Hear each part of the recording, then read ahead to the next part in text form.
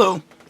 It's been actually quite a while since I've uploaded anything, and just had a lot of stuff going on, and also been messing around with an ASMR channel I set up. If you don't know what ASMR is, go ahead and Google it, and that'll let you know what's going on. But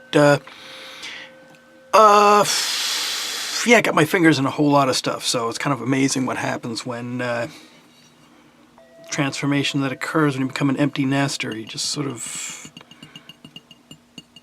get your fingers in a lot of pies, different pies. So doing a lot more with music, playing with bands and stuff like that. So anyway, all lame excuses aside, I'm going to do a kind of a walkthrough vlog, so to speak, of making one of these decorative bowls. Okay, and here I have a green bowl, which is a mixture of transparent green glass, so green frit mixed in with clear, and different colored iridescent glasses. Got plum, gold, silver, purple, so yeah, various shades. And the plate I'm going to be making today is going to be red. I had a red plate, but unfortunately it died an early death due to thermal shock. And it's just a nice plate, and it's kind of unfortunate, but fortunate for you because I get to make a video on how to make a plate like this with red. So yeah, I've been getting kind of spanked on that lately. Had a few pieces all of a sudden after a couple of months just kind of fracture on me. So, and that probably came from using sort of a rule of thumb method of cool down and heat up. I remember seeing this document out on the interwebs, which kind of had a basic rule of thumb of how fast you heat up based on how thick your glass is. For example, if it's 6 millimeters, it's okay to heat up at 400 degrees an hour. If it's 9 millimeters or 3 layers of glass, it's okay at 300. If it's 4 pieces of glass, 12 millimeters, it's okay, it's safe to heat up at 200. So I was kind of basing my heat up and cool down on that sort of general rule of thumb, and that just has not worked too well, I found. Because pieces like these kind of tend to vary in thickness. I mean, I have an online pot melt calculator I use for determining the volume of glass to get this to be generally around 6 millimeters or 1/4 of an inch thick, but it can vary. So just kind of the rule of thumb nowadays is slower is always better. So so now I kind of take a guesstimate of how thick I think it is, and kind of guesstimate on how fast I should heat up and cool down, but then I proceed to subtract 50 to 75 degrees after that initial guesstimate, and I haven't had any problems with thermal shock since then. Knock on wood, or knock on glass in this place, but in this case, or knock on glass in this case. So anyway, let me get started with my supplies here. I've got my fusing ring, 8-inch diameter. Actually, it's a little bit oversized, but you guys probably know that already. It's like actually 8.5 inch to accommodate any sort of shoot, some gunk out there. Fiber. Keep the glass from sticking on the ring. So usually comes out to about 8 1/4, which is the perfect size for the fusing plate. So now we've got this, and I've got my iridescent glass. I think I have enough variety cut up already. Got that, and I need to cut some pieces of transparent glass.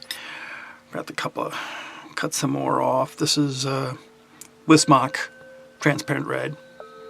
Gets the job done, and it's fairly cheap as far as glass is concerned. So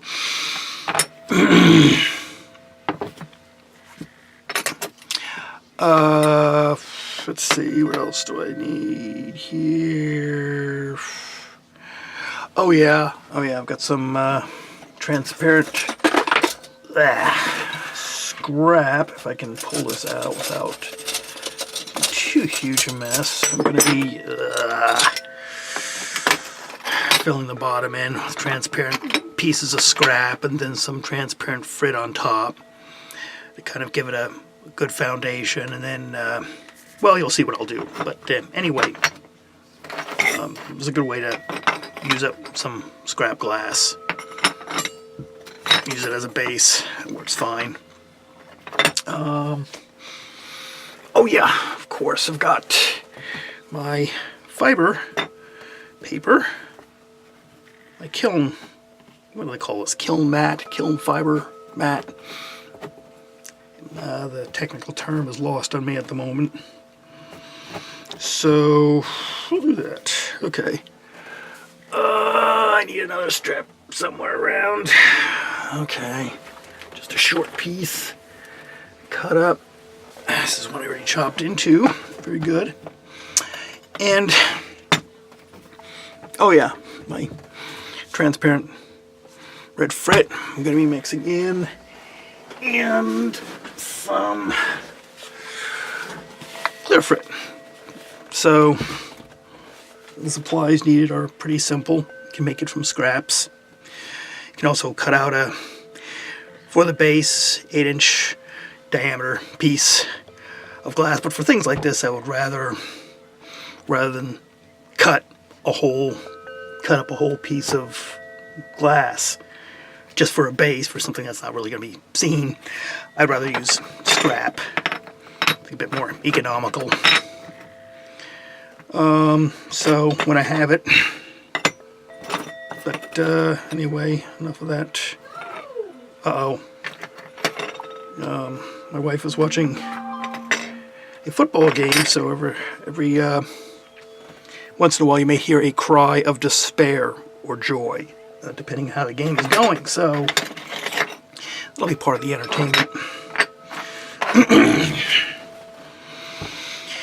And then when I'm doing repetitive sort of things, I'm going to accelerate the video and have some music in the background. It's not really time-lapse. I'm just speeding things up so we don't have a video that's 5 or 6 hours long. Not that it takes 5 or 6 hours to put something like this together. Actually, this will come together fairly quick. A lot of my iridescent pieces already pre-cut, so a fair number of them. I think I have enough of the right color. So anyway, oh yeah, my kiln shelf. Blech, I can talk. I'm actually going to be building this on the kiln shelf. But let me have a small scrap of kiln shelf, and I'm looking for my Elmer's glue. Which of course, here it is. White glue. I put this on the back here, and I just kind of use it to sort of tack the barrier, the fiber blanket in place. Just, alright, is that open? Is this going to open for me? Okay, here we go. Alright. Let's put a little, here.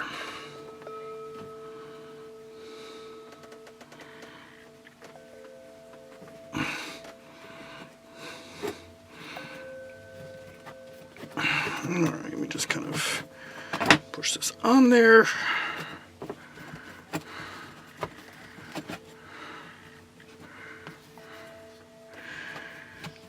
And I think, if I remember seeing on some other videos, a lot of people put 2 layers of fiber. I only just do 1. Because the stuff kind of gets a little bit expensive after a while to buy. Not too much, but I just found it's just enough. Because then I end up with a blank that pretty much fits exactly on the mold. Be about 8.25 inches in diameter. And I think folks use 2 layers to make sure glass doesn't accidentally stick to the mold itself. I've never had any problems with it, but kind of the way I do it. Ooh, I think this is that sharp enough? Maybe. We'll see. So anyway, I'm going to butt this up against here, and the way I've done this to keep glass from seeping in through the joint, it's not like water. It's not going to just kind of soak in to the fiber, but you want to have a tight, fairly tight. Yeah, you don't want any gaps in there. So what I do is, for this last little piece, I usually end up cutting this one about 1/8 of an inch longer than I need it to be, and just kind of stuff it in there and pull this back, and it kind of gives a nice tight seal, and I've never run into any problems. Obviously, also sounds like famous last words, and yeah, I'm waiting for that day where I'll be eating crow. Which you just never know when that's going to happen. Actually, I eat crow in some way every day, so I guess my concerns are kind of irrelevant. Alright, let me mark this. Put a little mark right there. About 1/8 of an inch. Let's see, about 1/8 of an inch beyond that. So I'm just going to take my... I'll use this as a base. Take my little piece of plastic here, put it up against that, so more or less 90-degree angle. And I'm going to cut this off. There. And put this in. Yeah, that'll work. Okay.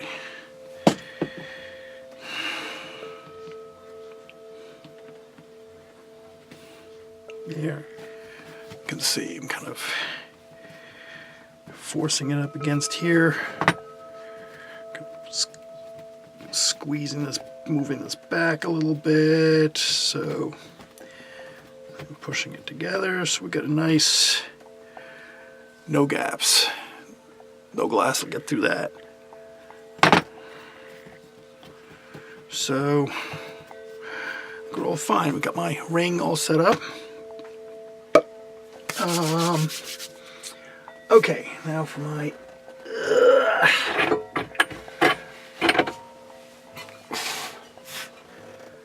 and I'm gonna use this for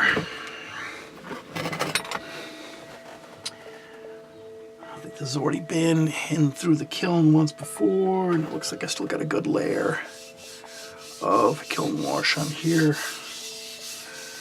Kind of smooth it out a little bit. Yeah, nice, wonderful stuff. Yeah, I think that'll work.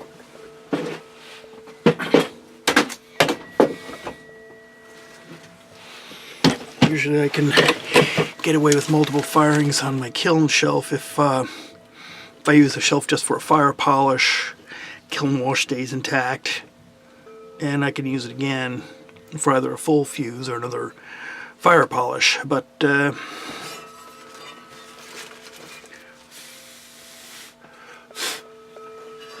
once you get more of them out, when I do a full fuse on this, kiln wash is toast. And I actually have to redo it, but this will work fine.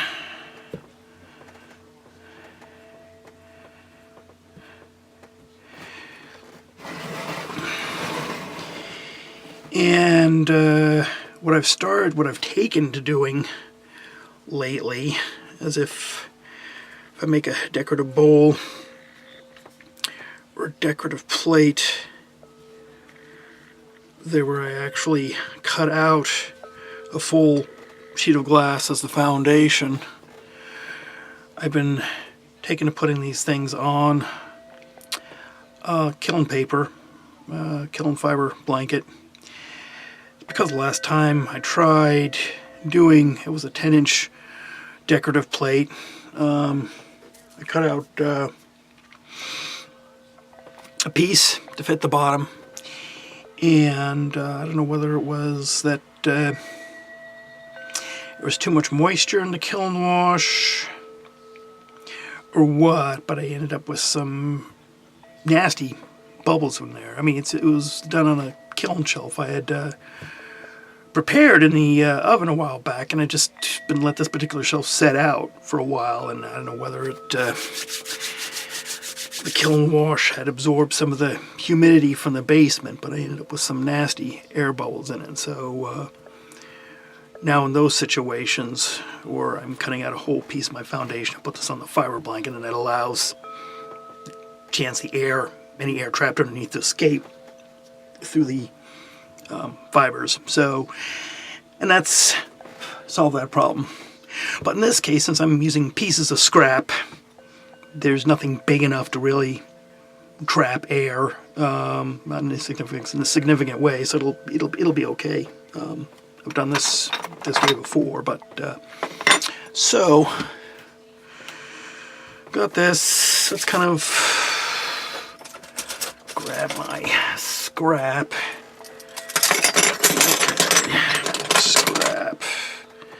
I'll have to wash this off. I'm just kind of roughly arranging it because all these gaps are filled in with frit. And one thing I want to try at some point is to play around with, basically cutting these into smaller pieces and having them have more uniform scrap pieces to cover the base. And then rather than just putting a layer of clear frit over to fill things in, just use, clear plus my color, red. And what that would end up doing, at least in theory, is that you'd have a series of darker veins running in the background. Just kind of give it some interest. I've never tried it. Thinking of trying it that way, but if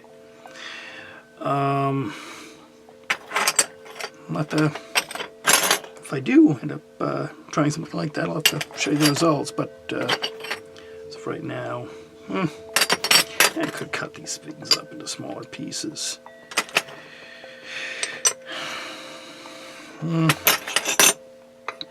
Just kind of a handy way of getting rid of some scrap. Let's see. Okay, got this. Just a nice way of. Here, I'm going to also clean up some pieces here. I can kind of fudge them and force them a little bit. Okay.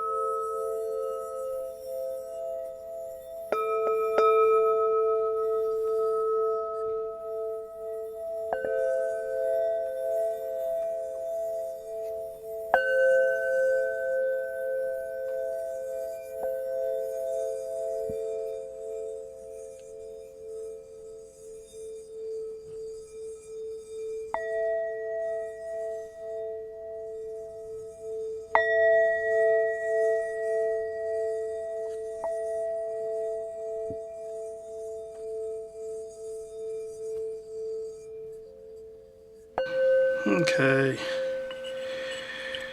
Now, in order to determine how much glass I need, I use an online pot milk calculator. Okay. And I won't give you the URL. All you need to do is Google. Okay. Okay. Pot melt a calculator go. Okay, here. It's a nice one that comes at top. One called pot drop calculator. It's a very simple utility. Very good. Fuseglass.org. That's where it's at. So I will put in the size. It shit's roughly 8.25 inches in diameter. Thickness would be 6. I go metric here. 6 millimeters. It's about 1/4 of an inch. So soda lime glass. Is that an option for doing soda lime glass? So do okay. Go. It's not okay. So it'll tell me I need 18 ounces of glass. So if I were to divide that by half, this first layer should be approximately 9 ounces of glass, but since it's all kind of broken up, I'm just going to kind of guesstimate and say that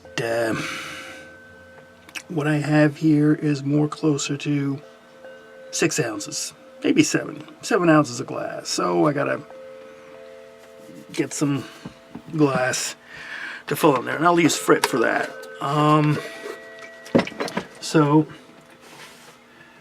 Okay, so let me get a couple of ounces of glass frit and just kind of spread it over. I'm actually probably going to do more than that and have a little thin layer on top. It's not going to hurt anything. So where's my scale?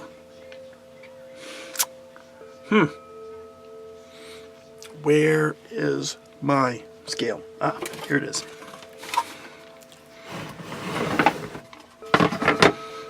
Okay, I think I'd used this for transparent frit before.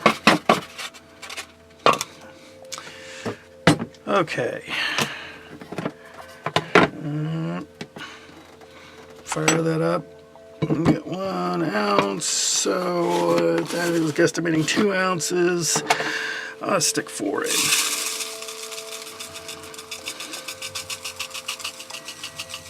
So that's about 2. Yeah. Put 4 just to be safe. This comes out a little bit thicker instead of 6 millimeters total, 7. I found you actually wanted to have it a little on the thigh. I'm starting to talk like Sylvester. On the side of having it a little bit thicker. Because, especially around the edges here. Yeah, because if you don't have enough glass, you get thin spots in there, or if there's not enough glass around the edges, it'll pull away and you'll kind of lose your circle. You'll have to do some creative grinding, which I've done plenty of times. So let me go ahead and let me clear this out of the way. Get a little bit of my fiber caught up here. Don't want that. I pushed it. I'll tuck it underneath. Okay. All right. So let me make sure I'm getting plenty of glass around the edges here. Around the sorry. Get this all centered for you. Along the edge, just to make sure this stuff is going to be not pull away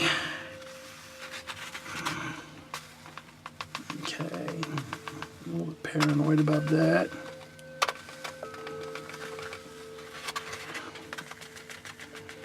So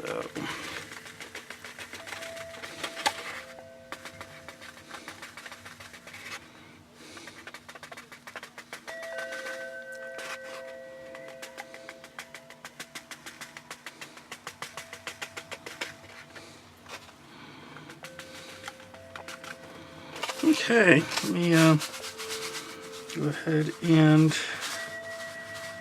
fill this in.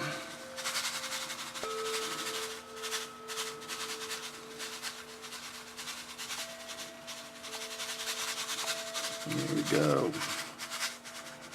And there'll be more glass put on top.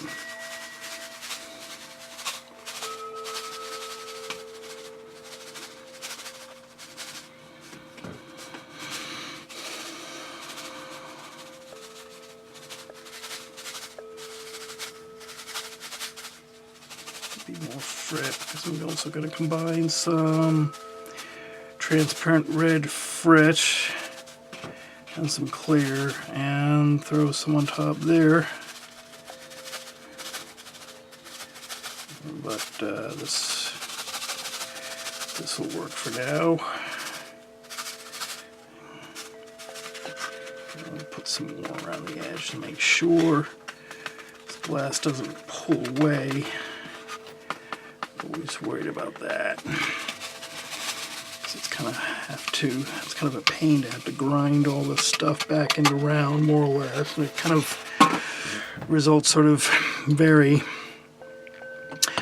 But now I've got this. I got plenty of scrap glass. I got enough of this stuff for about 3 or 4 more plates. Which, yeah, okay.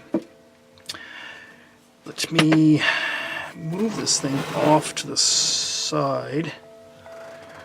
So actually I need to cut these up.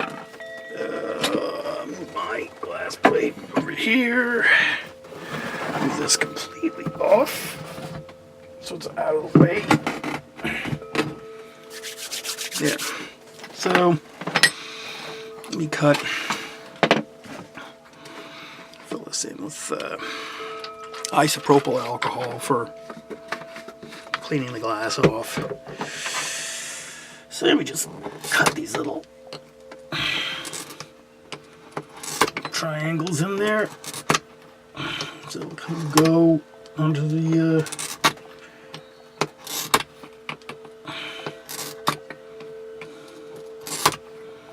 into the design. Varying sizes. I think I'll have enough. Maybe I won't have to.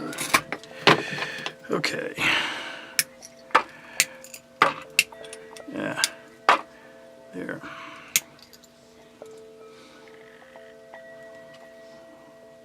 Yeah. Shoot. No, this is right. I'm just not. Here. That's fine if they're not perfect triangles. You can have some irregular shapes in here. Really big deal. I think I want about 20 of these. I think that's kind of what I have. Yeah, that'll be enough.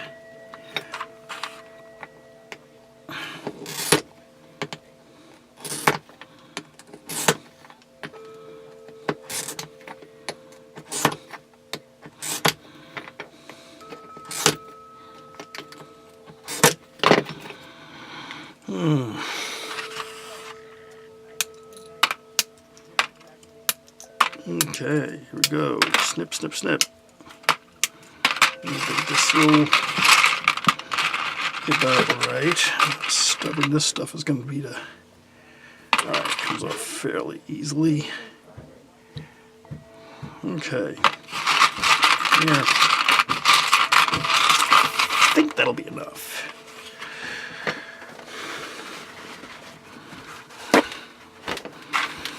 So let's see. Yeah, we got 1, 2, 3, 4, 5, 6, 7, 8, 9, 10, 13, 14, 15, 16, 17, 18, 19, 20, 21. Okay, yeah, that's enough. That's enough of the red. Transparent red.